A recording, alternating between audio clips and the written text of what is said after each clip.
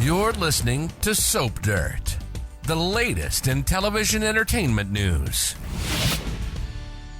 Hey, Days of Our Lives fans, it's time for our weekly prediction edition. Brady Black is shocked by wicked Rachel, and fake Rafe marries Jada. It's Belinda from Soap Dirt. I have got predictions for Arnold, aka Fake Rafe, and Jada, Sophia, Tate, and Amy Choi, for Belle and EJ, for Chanel and Johnny, and also for Brady and Rachel Black. And hey, if you're not following us, please reach down, click that subscribe button. Let's jump right into our first prediction. Arnold Fenneger marries Jada. Is Fake Rafe about to be her semi-legal husband by the end of January? Last week, Fake Rafe was making himself at home in EJ's mansion, and of course, he really hates Arnold Fenneger. At the end of Friday's episode, the real Rafe walked in, saw his look-alike that he thought was dead, and is stunned. So that should pick up possibly on Monday, but more likely on Tuesday, just based on the spoilers, because spoilers for the 31st say Rafe is shocked to see Arnold. And I can't think Rafe can be allowed to roam loose around Salem after seeing him. Wednesday, January 1st, spoilers say Jada feels like something is off about her fiance. And remember, this past week, Rafe and Jada set their wedding date to be on his birthday at the end of January. So I suspect the moment Rafe lays eyes on Arnold, the guy decides he has to shut Rafe up. And of course, the mansion has all those secret rooms down below, so fake Rafe can lock his look-alike away.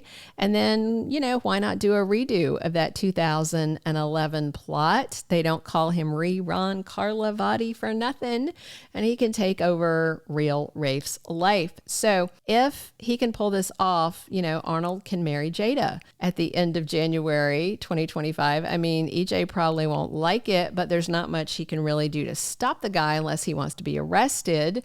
Unless, of course, EJ just goes ahead and kills Arnold and sets Rafe free. Otherwise, the guy's going to blab EJ's dirty secrets. So, yeah, why wouldn't Arnold just go ahead and do what he wants? Our second prediction, Sophia's mom, Amy, demands that Tate marry her pregnant daughter. Spoilers from Monday and Tuesday, December 30th and 31st are big days for the teen scene in Salem. Sophia and Tate were just leaving for their road trip on Friday to terminate her pregnancy when Holly showed up and realized Tate lied to her. That picks up on Monday. He said he couldn't go to the concert because he had a family trip, and clearly he's walking out the door to go somewhere with Sophia. So after Holly grills him, Tate caves and tells Holly the truth. Sophia is pregnant with his child. Even though he promised to keep the secret, Tate is going to save his own bacon and blab. After Holly storms out upset, guess who storms in? Spoilers say it is Amy Choi, Sophia's mom, and she has lots of things to say. Amy clearly has found out that her daughter is pregnant and tells the teens that they're going to have this baby together.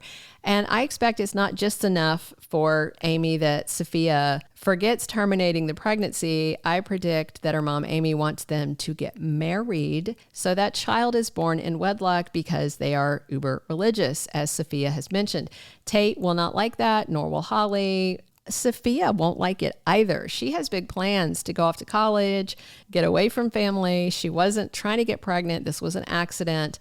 And earlier in the week, Sophia talks to Ava, and I'm guessing she's going to fill in Brady, who might intervene and try and convince Amy Choi to let their kids decide what they want to do with the pregnancy, or more specifically, let Sophia decide, because it is her body. But I don't think Amy's going to go for that.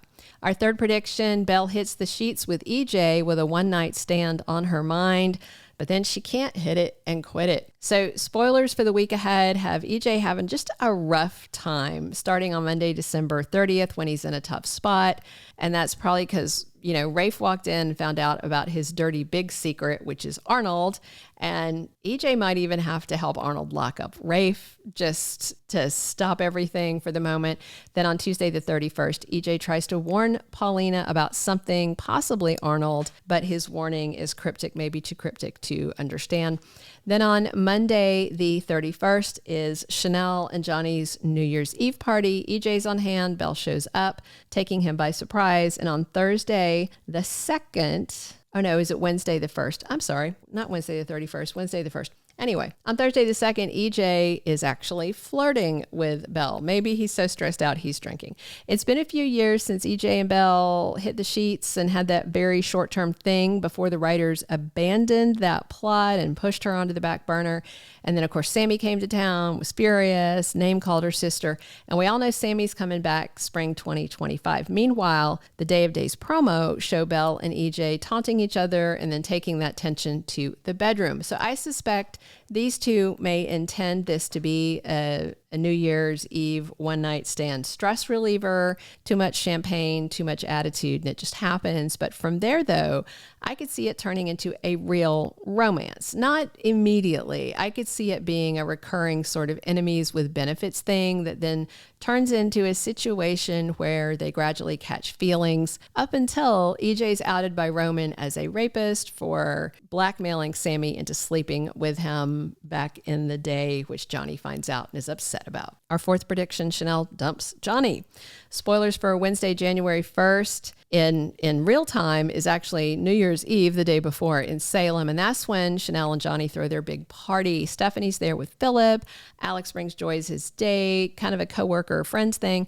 And during the party, Johnny winds up upstairs alone in a bedroom with Joy, and they are talking presumably about, their one night stand, because that's what you do when you don't want anybody to overhear you. You talk about it with a door open where, your wife could overhear. And so Chanel overhears. And then on Thursday, January 2nd, Chanel confronts Johnny and demands to know what he and Joy have done. And she wants every single painful detail of it. And then by Friday, January 3rd, Chanel's off talking to her mom, Paulina, while an upset Johnny is chatting with Abe. So this all sounds like Johnny's time is up at last. He has been dodging this bullet for a while. And even, he even threw Alex under the bus and lied and said he was the one that slept with Joy. And of course, Alex actually makes this lie true this coming week because he hops in the sheets with Joy after everything blows up at the party. Alex is jealous about Philip kissing Stephanie. Joy's upset about the whole thing. So, stress reliever. And it sounds like Chanel is probably going to break up with Johnny, at least for a while. And I think she should. She needs to shake him up, because he made a terrible assumption about Chanel that was wrong and insulting. And then he slept with another woman. And then Johnny called his wife a slut. And now he's been lying to her for so many weeks. I just can't imagine why Chanel would put up with this. And she may walk out on him and make him grovel and work to win her back. Our fifth and final prediction, Brady is shocked to find out his daughter Rachel is the bad seed. He really shouldn't be that shocked, but I think he might be. So last week, Ava got more threats via text and assumed it was Kristen DiMera, who's angry she's dating Brady. And then Steve Johnson helped Ava narrow the text coming from a phone at the DiMera mansion. So of course she assumed it was Kristen, but during Friday's episode, we all saw it was wicked little Rachel Black sending those nasty messages to Ava. Tuesday, December 31st, spoilers say Ava has life-changing news for Brady. And of course, that could be about his son Tate and the teenage pregnant girlfriend, ex-girlfriend. And that would be one thing. Or it could be that Ava has figured out it was Rachel and not Kristen. When Brady went to confront Kristen about the text, she denied sending the messages, but that's what she would do even if she had sent them. But Kristen may start to get an inkling that it is their daughter, because Rachel's been saying scary things about why hasn't her mom, Kristen, reunited with her dad at all cost? Why is she letting Brady date Ava? Why hasn't her mom locked Ava, down in one of the rooms in the mansion? And other scary bad seed sort of suggestions. That kid is terrifying, and I wouldn't put it past Rachel to do something harmful to Ava.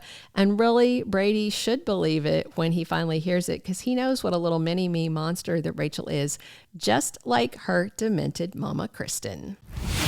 Thank you for being a loyal listener. Follow us wherever you get your podcast, because you don't want to miss the next episode. Soap Dirt is on all the major podcast platforms, including Apple Podcast, Spotify, iHeartRadio, and more.